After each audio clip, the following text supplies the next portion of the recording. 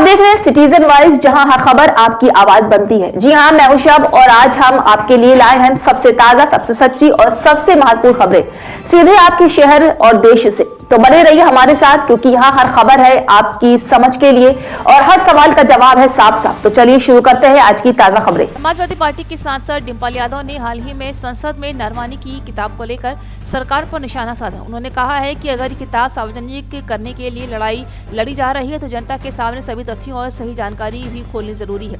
डिम्पल यादव ने अपने बयान में कहा है कि ऐसे मामलों में सिर्फ राजनीतिक लाभ के लिए बयानबाजी करना सही नहीं है।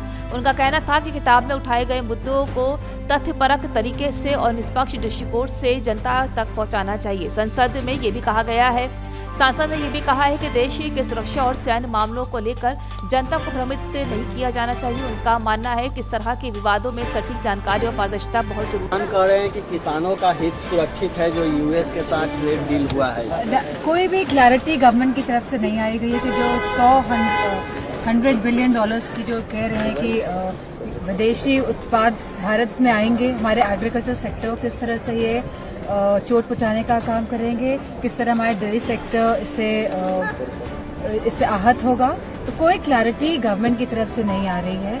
और मोर ओवर कि 0% टैरिफ पे ये प्रोडक्ट्स आएंगे हमारे मार्केट में, और जाहिर सी बात है 0% टैरिफ में आएंगे तो सस्ते होंगे, तो हमारे किसान और हमारे जो डेयरी प्रोड्यूसर्स हैं और जो हमारा जो मार्केट है वो कैसे इन प्रोडक्ट्स से कम्पीट करेगा। तो कोई क्लैरिफिकेशन गवर्नमेंट की तरफ से अभी तक नहीं आया। और एक सवाल और कि प्रधानमंत्री 2004 के बाद पहली बार है जब मोशन ऑफ थैंक्स पर सदन में जवाब नहीं दे पाए हंगामे की वजह से।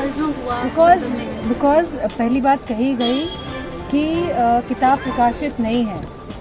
अब जब प्रकाशित किताब लाई जा रही है, जब स्पीकर ने जो अपनी सीट में बैठ के बात कही वो गलत साबित हुई है, क्योंकि जो किताब है प्रकाशित है, और जब वो चाह रहे हैं कि इस किताब प्रकाशित है जो लिखा गया उसको अगर सदन में कहना चाहते हैं एलओपी, तो इसमें क्या हर्ज है? हर सांसद को अपनी बात कहने का हक है। मैम, निशिकांत दुबे जी ने जिस तरह से प्रधानमंत्रियों के पूर्व वेरी डेरोगेटरी लैंग्वेज का प्रयोग किया गया है।